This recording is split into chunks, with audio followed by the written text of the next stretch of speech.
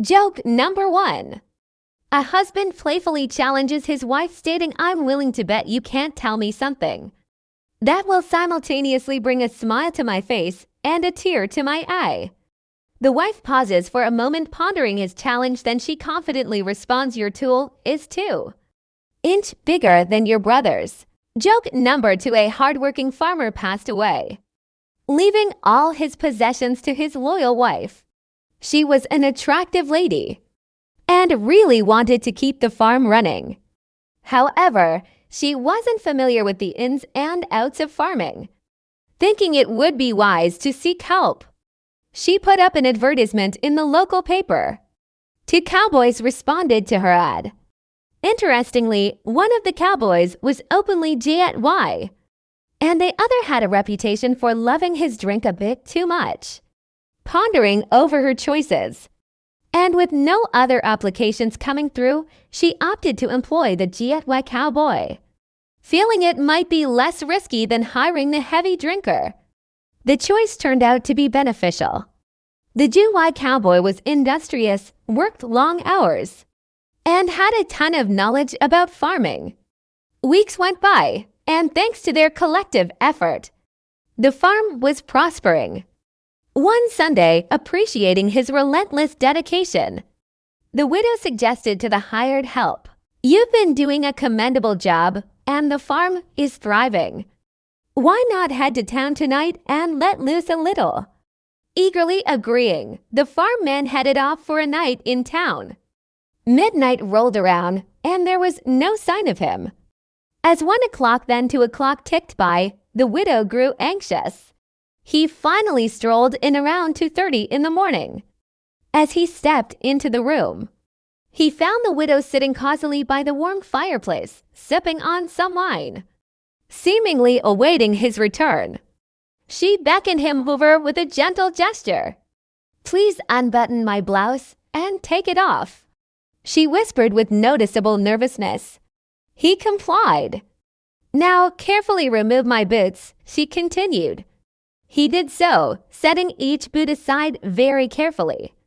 "Next, my socks." He gently took them off, placing them next to the boots. "Now unfasten my skirt." His fingers fumbled a bit, but he managed, all the while keeping his eyes locked onto hers, illuminated by the soft glow of the fire. "Finally, my bra," with hesitant hands, he followed her request. She then leaned in and said with a stern look, "Listen closely. If you ever wear my clothes into town again, you're fired." Joke number 3. A father and his 8-year-old son stroll into a pharmacy. As they're browsing, they come across this section displaying condoms. The curious boy points and asks, "Dad, what are these things?" The father, trying to be straightforward, answers, "Those, my son, are condoms.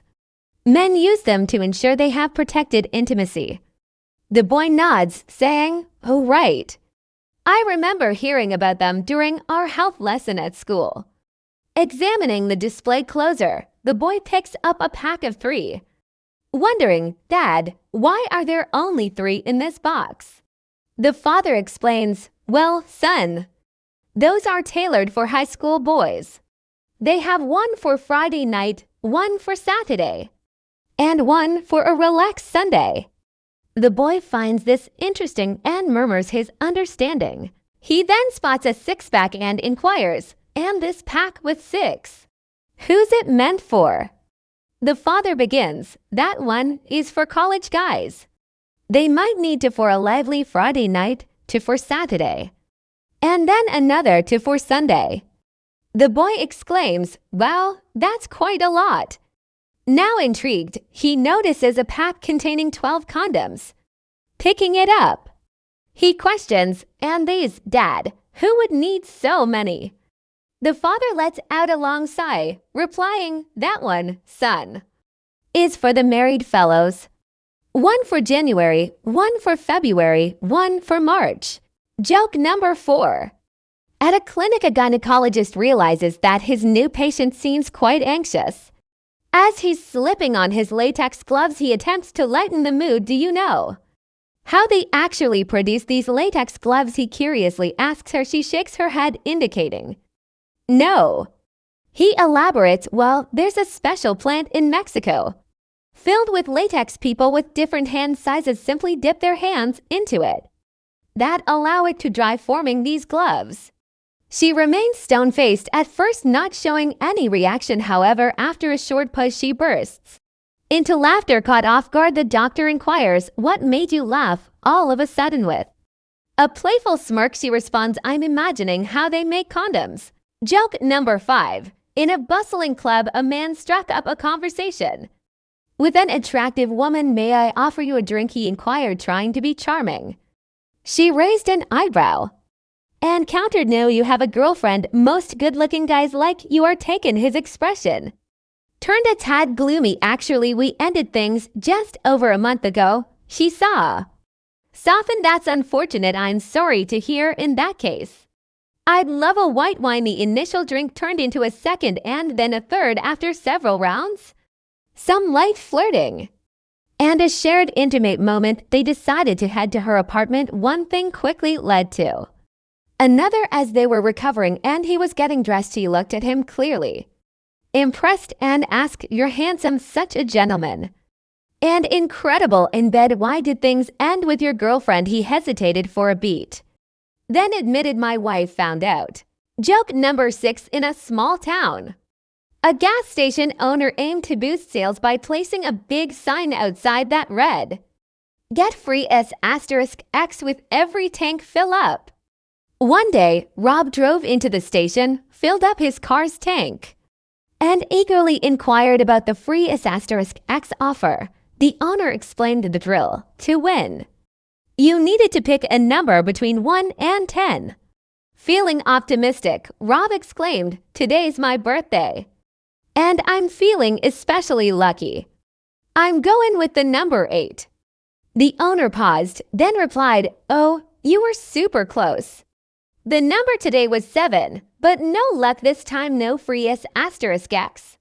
About a week later, Rob returned for a refill, this time with his buddy Marvin. Undeterred, Rob asked for his free S*X once again, and the gas station owner prompted him with the same challenge. Hopeful, Rob chose the number 2. The owner shook his head and said, almost had it. The number was 3. You were just one off, but alas, no free prize today. As they were driving away, Marvin turned to Rob skeptically and said, you know, I have a hunch that game is a scam. I don't think he actually offers free S*X. Rob smiled and replied, it's genuine. My wife won twice last week. Joke number 7. A man is cruising through the remote areas of Montana when he spots a curious sign in front of a dilapidated house, talking dog for sale.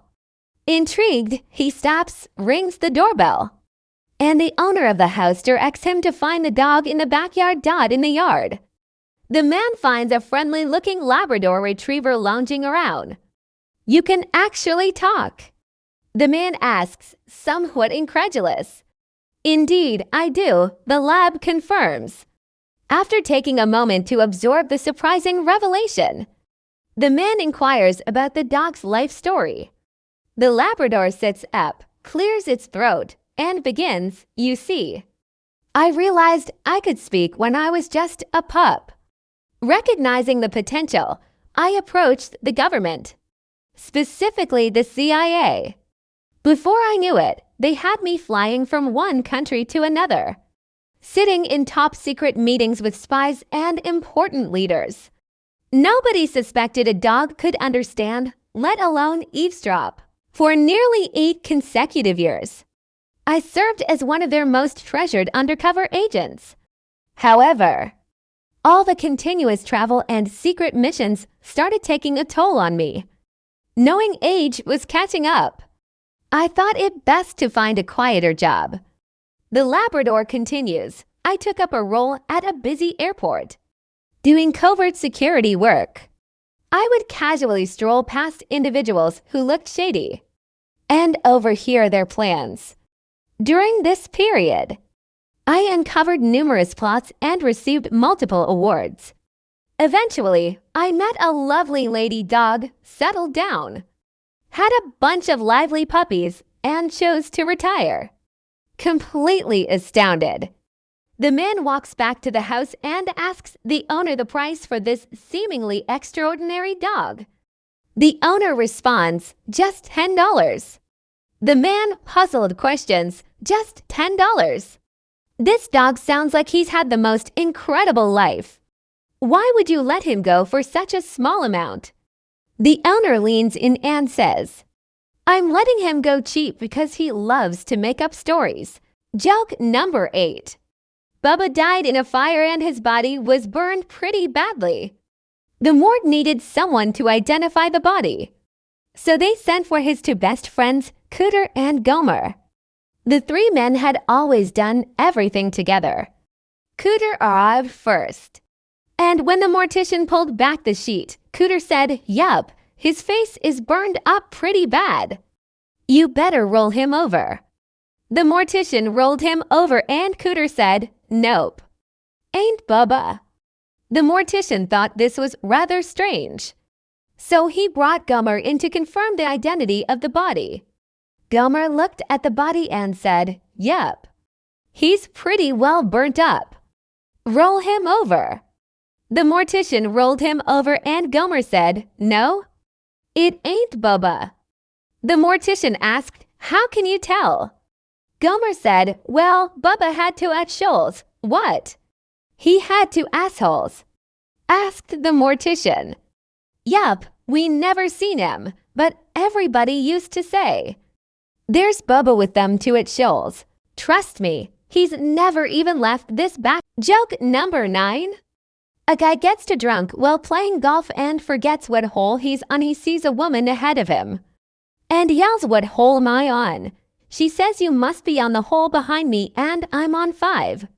So you must be on 4. He plays a few holes and forgets again. He sees her and yells, hey, what hole am I on now?